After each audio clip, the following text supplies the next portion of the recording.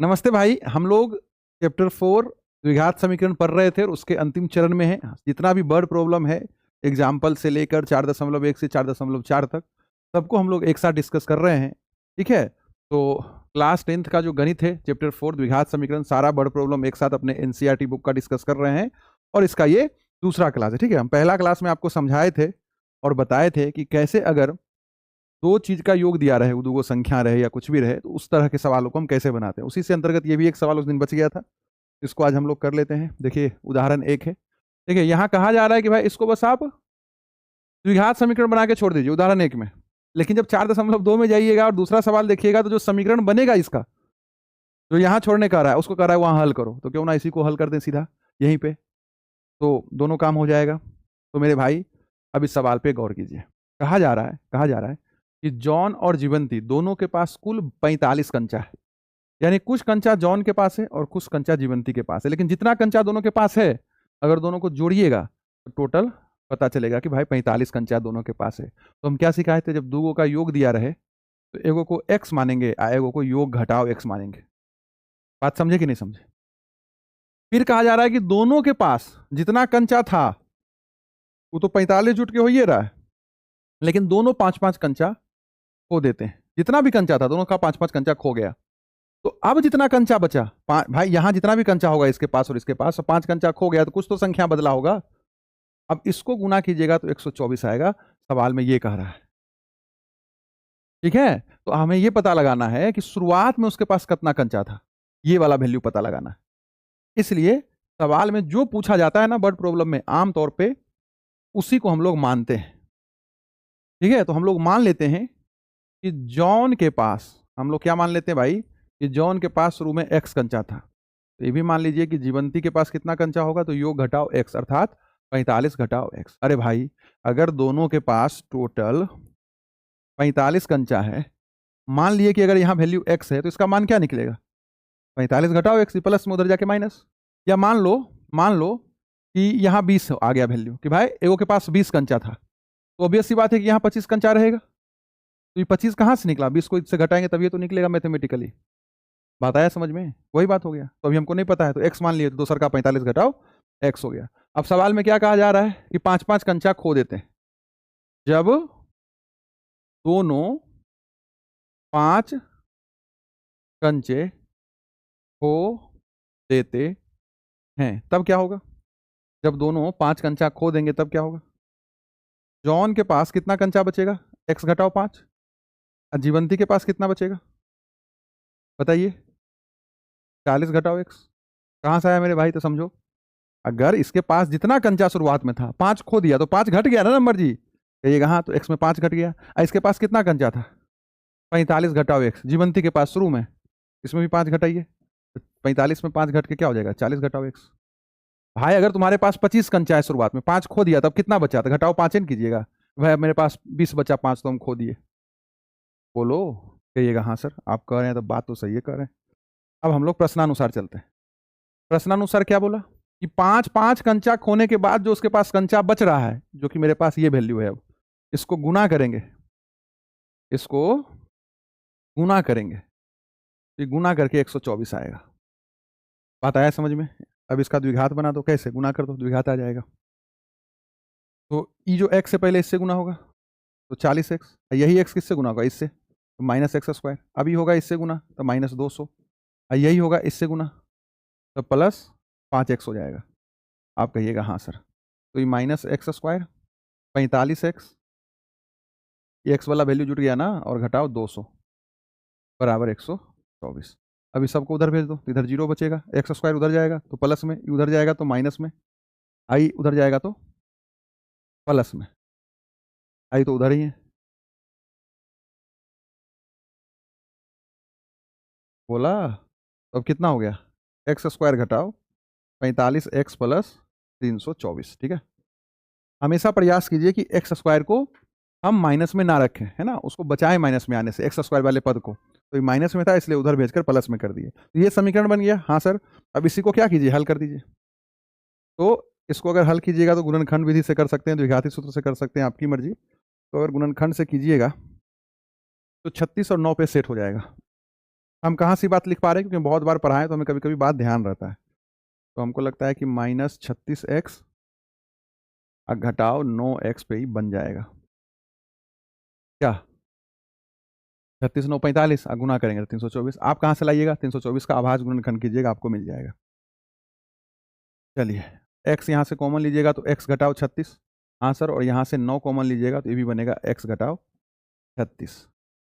तो x घटाओ 36 और x घटाओ 9, x का वैल्यू आएगा 36 या x का वैल्यू हो सकता है 9। तो इसका क्या मतलब हुआ, इसका ये मतलब हुआ कि जॉन के पास अगर शुरुआत में, क्योंकि x का वैल्यू आया था, अगर जॉन के पास शुरुआत में 36 कंचा होगा तो जीवंती के पास कितना कंचा होगा, 45 घटाओ x, यानी 45 घटाओ 36 जो कि 9 बनेगा। समझे, अगर जॉन के पास शुरू में 9 कंचा होगा तो इसके पास 36 कंचा होगा। इन्हें कि इस 36 और 9 को आंसर बता देना। x का मान आया 36, तो वो x क्या है, जॉन वाला कंचा का संख्या है, तो जॉन का मान 36 हो सकता है या 9 हो सकता है। अरे समझ रहे हैं बात, तो 36 रखे तो 9 आया, फिर 9 रखे तो 36 आया, दोनों मान मुमकिन है यहाँ, तो ये दोनों हमारा आंसर हो जाएगा। अरे समझे।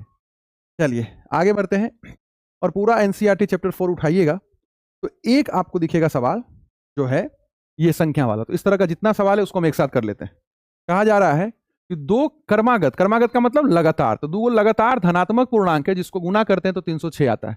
तो बताइए वो पूर्णांक कौन कौन है। नहीं समझे, लगातार का मतलब क्या हुआ, वो धनात्मक पूर्णांक, जैसे 16 है तो अगला पूर्णांक 17 लगातार है। हाँ सर, अगर हम बोल दिए मान लो 121 तो अगला 122, तो ये हम क्या लिख रहे हैं, दो क्रमागत धनात्मक पूर्णांक लिख रहे हैं।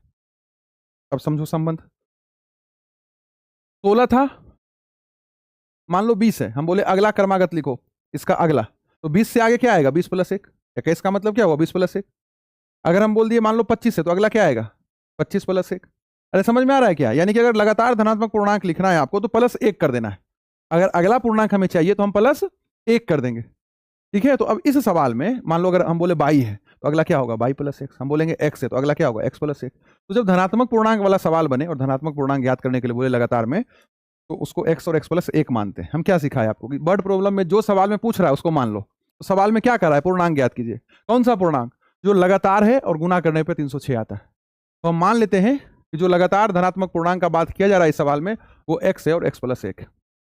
ठीक, हाँ सर। अब प्रश्नानुसार अगर चलेंगे तो इसी दोनों लगातार धनात्मक पूर्णांक को हम गुना करेंगे तो 306 आएगा। बोलो हाँ कि ना। अरे आया समझ में। अब इसको गुना कर दीजिए तो द्विघात बन जाएगा, x² + x घटाओ 306। कहाँ से आया भाई, गुना होकर x² + x से बनेगा, लेकिन ये प्लस में इधर आएगा तो माइनस, व्यापक रूप बन गया। हाँ सर, इसको आप हल कर दीजिए। आप गुणनखंड विधि से हल करना चाहते हैं, गुणनखंड विधि से हल कीजिए। आप इसको द्विघाती सूत्र से हल करना चाहते हैं, आप इसको द्विघाती सूत्र से हल कीजिए, आपकी मर्जी। तो अगर गुणनखंड से हल कीजिएगा तो कितना पे सेट करना पड़ेगा, जैसे 306 है तो 2 से भाग लगाइए, 1 5 3 हो जाएगा। हाँ सर, अभी देखो कितना से भाग लगेगा, 3 से, तो 51 आ रहा है समझ में। फिर 3 से भाग लगाओ 17। अब नहीं करेंगे तो आप कहिएगा सर बार बार आपको यादें रहता है, इसलिए हम फुल प्रोसेस कर देते हैं जो आपको करना पड़ेगा। ये बन गया पूरा 306 का मतलब। अब इसको ऐसे सेट करो कि 1 बने, है ना, गुना करके 306 बने। तो खुद देखिए 18 और 17, अगर हम 18 में 17 घटाएंगे तो 1 बन जाएगा, 18 में 17 गुना करेंगे तो ऑब्वियस सी बात है को 306 बनेगा, यानी 18 17 पे इसको सेट कर देना। समझे, तो क्या हम लिखेंगे, x² + 18x घटाओ 17x घटाओ। देखिए गुणनखंड हम आपको चैप्टर 2 जब पढ़ाए हैं तो बहुत अस्थिर से बेसिक से सिखाए हैं एकदम, है ना, और कम से कम 100 सवाल करवाएं। अभी भी वो वीडियो पड़ा है यूट्यूब पे, देख सकते हैं। तो अब x कॉमन लीजिएगा तो x + 18, और यहाँ -17 कॉमन लीजिएगा तो ये भी हो जाएगा x + 18। क्लास को लाइक कर दो भाई, चुपचाप क्लास देखने से थोड़े होगा। अपना प्रेम हम तक कैसे पहुंचाइएगा ऑनलाइन में, है ना। ऑफलाइन में बच्चा मिलता है तो क्या करता है, पैर छू के गुरु को प्रणाम करता है। अब ऑनलाइन में क्या कीजिएगा, हाँ, तो लाइक करके अपना प्रेम अपना प्रणाम हम तक पहुंचाइए। देखो x का वैल्यू यहाँ से क्या निकलेगा, -18, एगो x का वैल्यू क्या निकलेगा, +17। अब बताओ x मेरा क्या था, x हम किसको बोल रहे हैं भाई, x हम बोल रहे हैं धनात्मक पूर्णांक को। तो क्या x का वैल्यू -18 हो पाएगा, नहीं हो पाएगा। जो मेरा सिचुएशन है उसमें x का वैल्यू -18 नहीं हो पाएगा। x का वैल्यू मेरा क्या होगा 17, ठीक है। तो x का वैल्यू 17 होगा तो अगला संख्या 18 होगा, यानी x + 1। समझ में आया? ये नहीं कि 17 18 कर देना, माइनस आया तो उसको हटा देना। बच्चा माइनस को इग्नोर कर देता है आंसर मिलाने के लिए जबरदस्ती। x का वैल्यू दोनों आया, लेकिन मेरा जो सवाल है, मेरा जो सिचुएशन है उसमें x का वैल्यू -18 नहीं होगा, x का वैल्यू 17 होगा। तो 17 रखे x की जगह, तो 17 आया, अगला 18 आया। तो 17 18 वो दो लगातार क्रमागत पूर्णांक है, जिसको गुना कीजिएगा तो 306 आएगा। नहीं समझे बात? यही बात है। ये सवाल हो गया खत्म। उम्मीद करते हैं समझ में आया होगा। इसी तर्ज पे और सवाल है, देखिए आपके पास, ये देखिए आपके बुक का सवाल है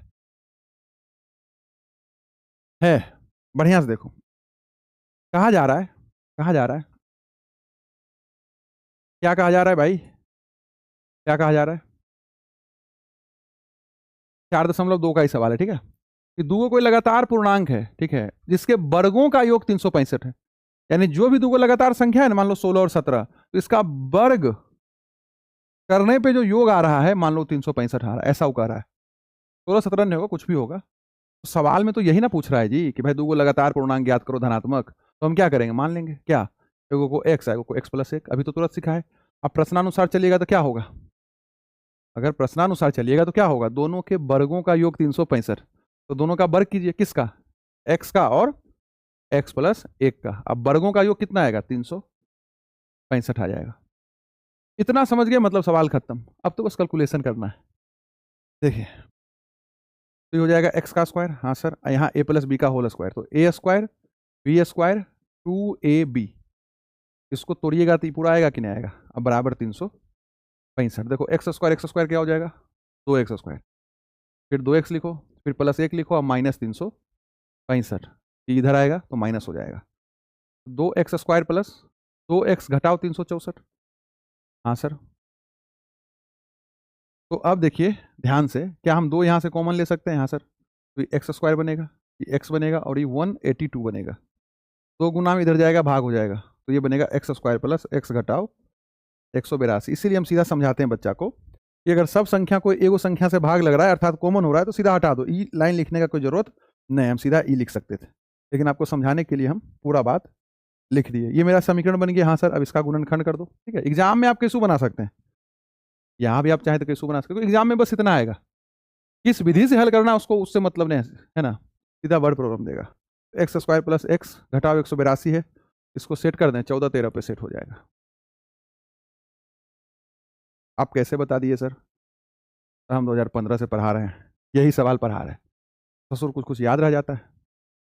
तो अब यहाँ से देखिए x कॉमन होगा, x + 14, और यहाँ -13 कॉमन होगा, तो x + 14, x + 14 और x घटाओ 13। तो x का मान क्या आएगा, -14, या x का मान आएगा +13। अब जो मेरा सवाल है वहाँ हम क्या देखेंगे कि ई वैल्यू नहीं होगा। कहा है क्या कि x मेरा धनात्मक पूर्णांक था, इसलिए x का वैल्यू क्या हो सकता है, 13। तो 13 में एक जोड़ेंगे तो 14 आ जाएगा। 13 14 वो दो लगातार धनात्मक पूर्णांक है, जिसके वर्गों का योग कीजिएगा तो 365 आएगा। आप 13 का वर्ग 14 का वर्ग करके जोड़ दीजिए, ये 365 ही आएगा। नहीं आएगा तो गलत बना है सवाल। चलिए इस तरह का और सवाल ढूंढते हैं भाई। सारा सवाल एक जैसा एक साथ कीजिएगा तो ज़्यादा बेहतर होगा। अब जैसे यही सवाल देखिए, उदाहरण 11 है। कहा जा रहा है कि दो लगातार विषम संख्या है, दो लगातार विषम संख्या है, पूर्णांक है, जिसके वर्गों का योग 290 है। अब यहाँ देखो लगातार विषम संख्या बोल दिया, मुझे लाता है 7 9 11 13 15, ये सब तुम्हारा विषम संख्या है। हाँ सर। अब गौर कीजिए, अगर ये दोनों लगातार विषम संख्या है ना, हाँ सर, तो पहला जो विषम संख्या है और अगला जो विषम संख्या आ रहा है उसका लगातार, उसमें हम 2 जोड़ रहे हैं। जैसे मान लो कि 17 को विषम संख्या है, अब हमको जस्ट इसका अगला विषम संख्या चाहिए, तो क्या करना पड़ेगा, इसी 17 में 2 जोड़ देंगे, तो 17 और अगला विषम संख्या आ जाएगा 19। आ रहा है बात समझ में कि नहीं आ रहा है बात समझ में? तो भाई अगर लगातार सम संख्या या विषम संख्या में चाहिए तो 2 जोड़ना पड़ता है, तो अगला हमें विषम संख्या मिल जाता है। तो जब यहाँ 2 लगातार धनात्मक विषम संख्या का बात कर रहा है, खासकर पूर्णांक का, है ना, तो हम एगो को x मानेंगे, तो एगो को x + 2 मानेंगे। सिंपल सा फंडा है। सवाल में जो पूछ रहा है, सवाल में जो ज्ञात करने कह रहा है, उसी को मानना है। तो सवाल में बोला कि दो लगातार विषम धनात्मक पूर्णांक ज्ञात करो जिसके वर्गों का योग 290 आएगा, तो हम मान लिए कि एगो x होगा तो एगो x + 2 होगा। अब प्रश्नानुसार चलो पिछले सवाल जैसा है, तो प्रश्नानुसार क्या होगा कि दोनों संख्या के वर्गों का योग प्रश्नानुसार कि दोनों संख्या के वर्गों का योग, जो लगातार विषम धनात्मक पूर्णांक है उसके वर्गों का योग कितना है, 290। तो अभी तो मेरे लिए वो लगातार जो है विषम पूर्णांक यही है, इसी के वर्ग का योग कर दिए। तो ये हो जाएगा एक्स स्क्वायर, यहाँ ए प्लस बी का होल स्क्वायर कीजिए, तो ए का स्क्वायर बी का स्क्वायर 2ab। अब देखिए हो जाएगा 2x स्क्वायर, हाँ सर 2x स्क्वायर, ये हो जाएगा 4x, 4 घटाओ 290, ये हो जाएगा 2x स्क्वायर 4x और ये हो जाएगा 286। नहीं तो अगर हम ध्यान से देखेंगे तो 2 से भाग लग जाएगा, तो सीधा 2 से भाग दे दीजिए, तो हो जाएगा एक्स स्क्वायर, ये हो जाएगा 2x, इसको 2 से भाग दीजिएगा तो हो जाएगा 1 4 3 हो जाएगा। कहिएगा हाँ सर। अब इसका क्या कर दो, गुणनखंड कर दो। कितना है, 143 है, तो 143 कितना पे सेट होगा, अभी हमको नहीं याद है। तो चलिए आपके जैसा हम भी प्रयोग करते हैं। आप चाहें तो इसको उससे भी बना सकते हैं, द्विघाती सूत्र से भी। तो अगर इसको हम 4 3 7 1 8, हो समय नहीं बर्बाद करते। इसमें ए 1 है, हाँ सर, बी 2 है, हाँ सर, और सी क्या है, माइनस 143। कहिएगा हाँ सर।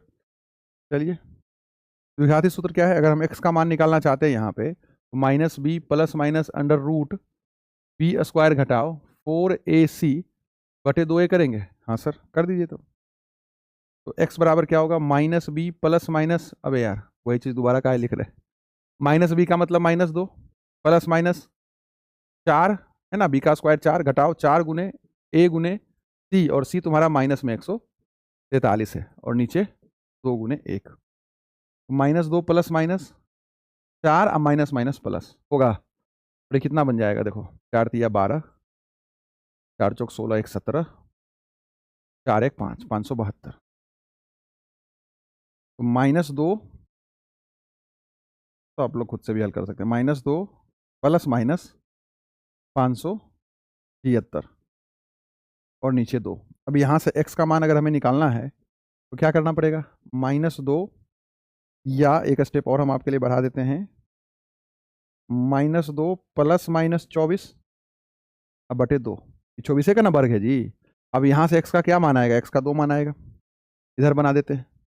अब x का क्या मान आएगा, 2 को मान आएगा। एक बार आपको -2 प्लस 24 बटा 2 करना पड़ेगा, और एक बार आपको -2 घटाओ -24 करना पड़ेगा, है ना। तो कितना बन जाएगा, देखिए 24 में 2 घटेगा तो 22, 22 को 2 से भाग दीजिएगा 11, यहाँ हो जाएगा ये 26 यानी कि -13। तो माइनस वाला वैल्यू तो होगा नहीं, माइनस वाला वैल्यू तो होगा नहीं, कहा है कि हम धनात्मक विषम पूर्णांक की बात कर रहे हैं, तो x का वैल्यू क्या निकल के आएगा, 11, अगला 13, यानी 11 13 वो तो लगातार धनात्मक विषम पूर्णांक है जिनके वर्गों का योग 290 आएगा।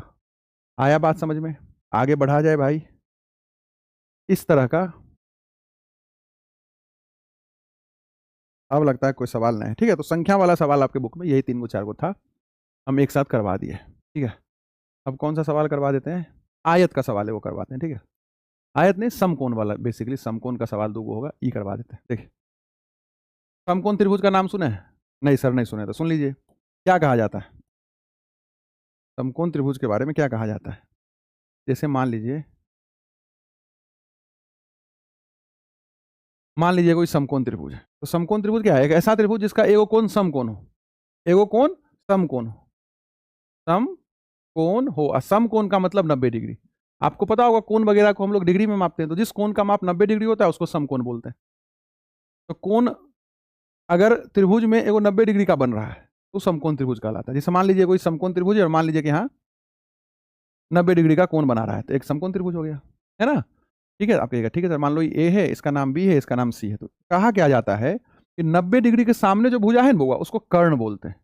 हमेशा कोई भी अगर समकोण त्रिभुज है तो 90 डिग्री के सामने वाले भुजा को हम लोग कर्ण बोलते हैं, और इसको आप आधार बोल सकते हैं, और इसको आप शीर्षलम या ऊंचाई बोल सकते हैं, ठीक है, शीर्षलम या ऊंचाई बोल सकते हैं। तो समकोण त्रिभुज में तीनों भुजा का नाम हो जाता है, ठीक है, कि भाई 90 डिग्री के सामने कर्ण हो गया, ये आधार हो गया, ऊंचाई हो गया।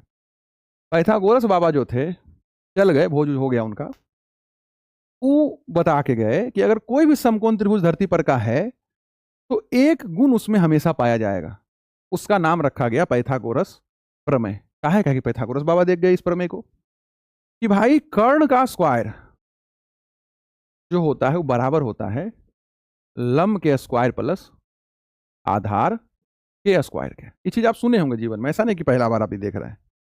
ठीक है, वही चीज यहां लगेगा।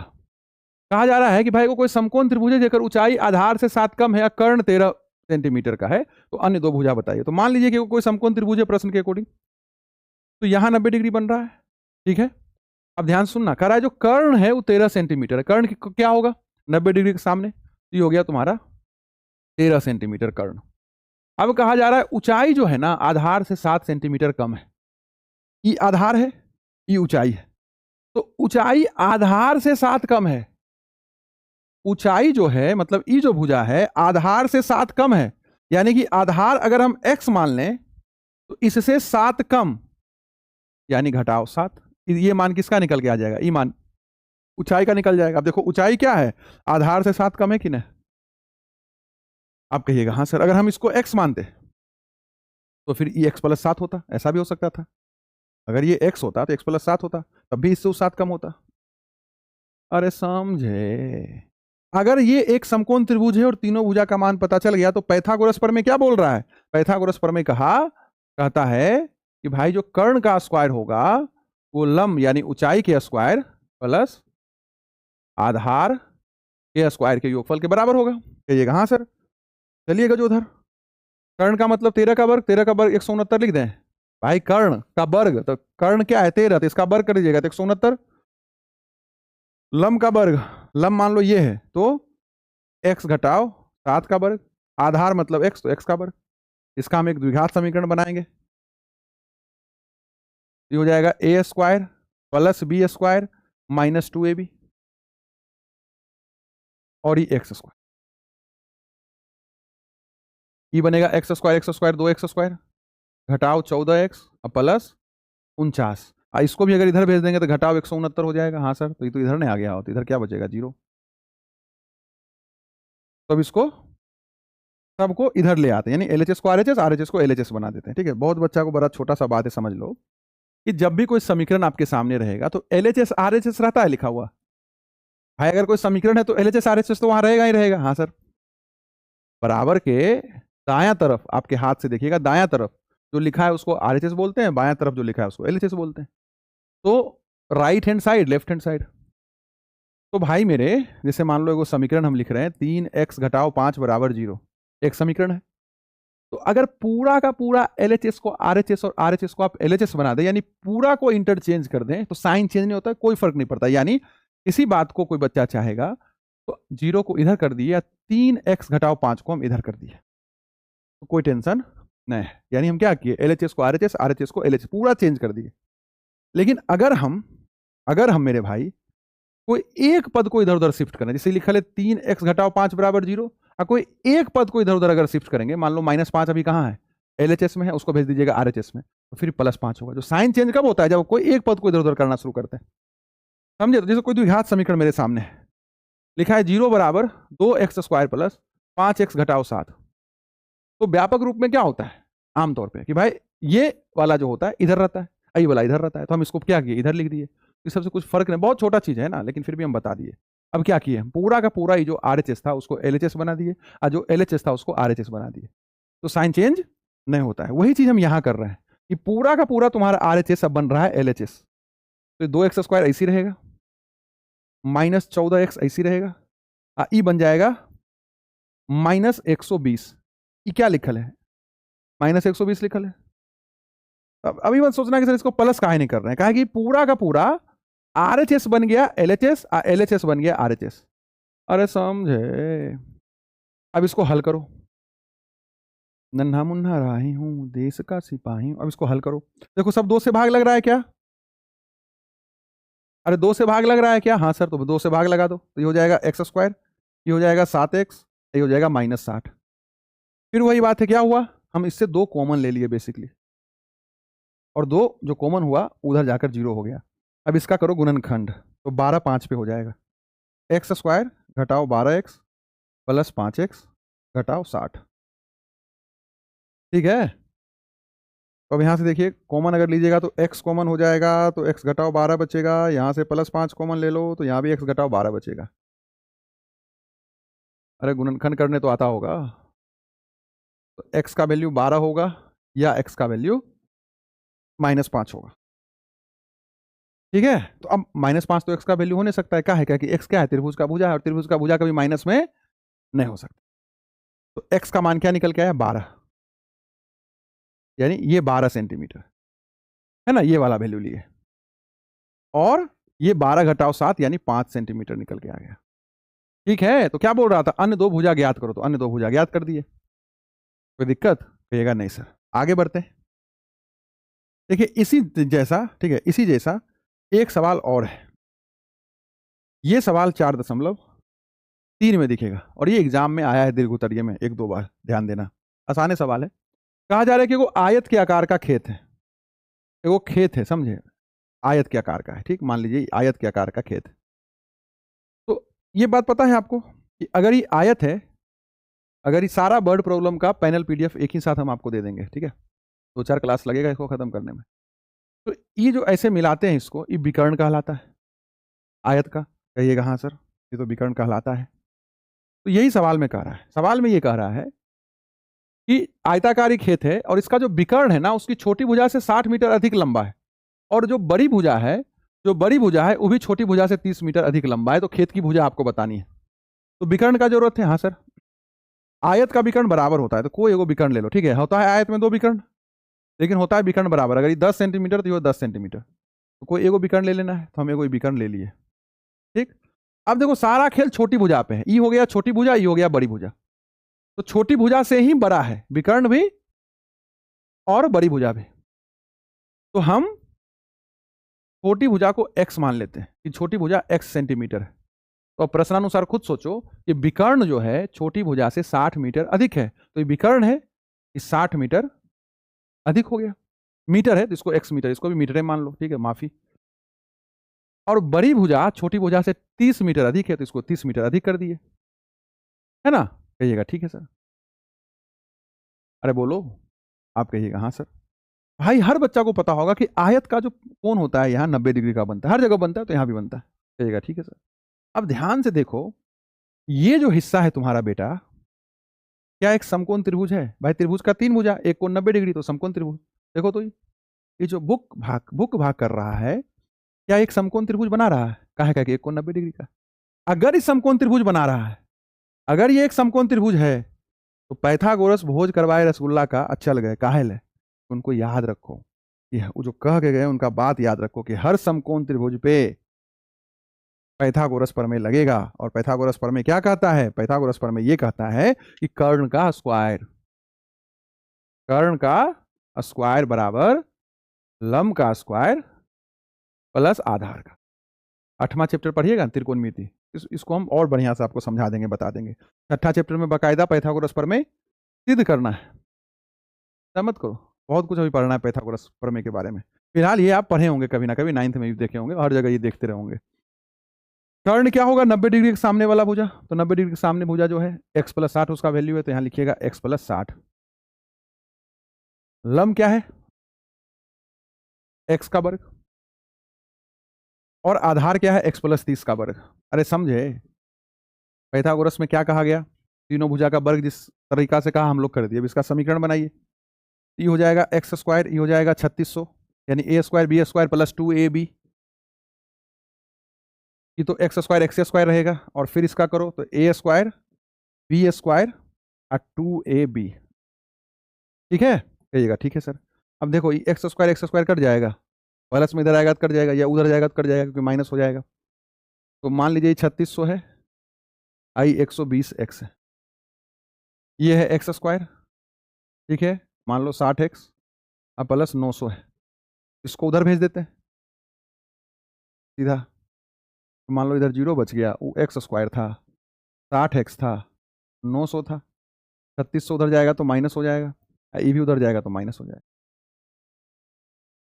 तो x² घटाओ 60x, ये भाई और ये भाई क्या हो, घटा हो जाएगा, और ये हो जाएगा माइनस में 2700। अरे हो जाएगा, कहिएगा हाँ सर। द्विघातीय सूत्र लगा दो, ठीक है। अब ध्यान से देखो, a क्या है यहाँ? 1, इस द्विघात समीकरण में a क्या है? 1, b क्या है? -60, और c क्या है? 2700। इतना समझ में आ रहा है? एक्स स्क्वायर का गुणांक ए कहलाता है द्विघात में, एक्स का गुणांक बी और अचर पद सी। द्विघाती सूत्र लगाइए, मतलब एक्स का मान निकालिए, एक्स का मान निकालना है, द्विघाती सूत्र लगा रहे हैं।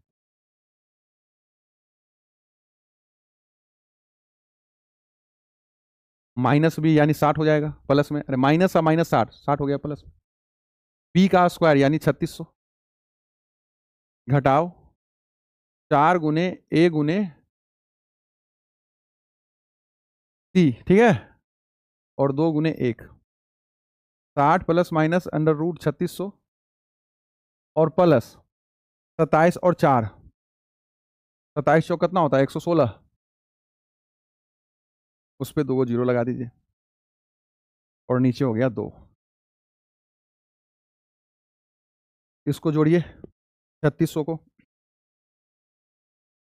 कितना हो जाएगा 11600 3600 002 415 और 1, सही है। लेकिन किसी का वर्गमूल तो नहीं निकलेगा, निकलना तो चाहिए वर्गमूल, कुछ गलती कर दिए का,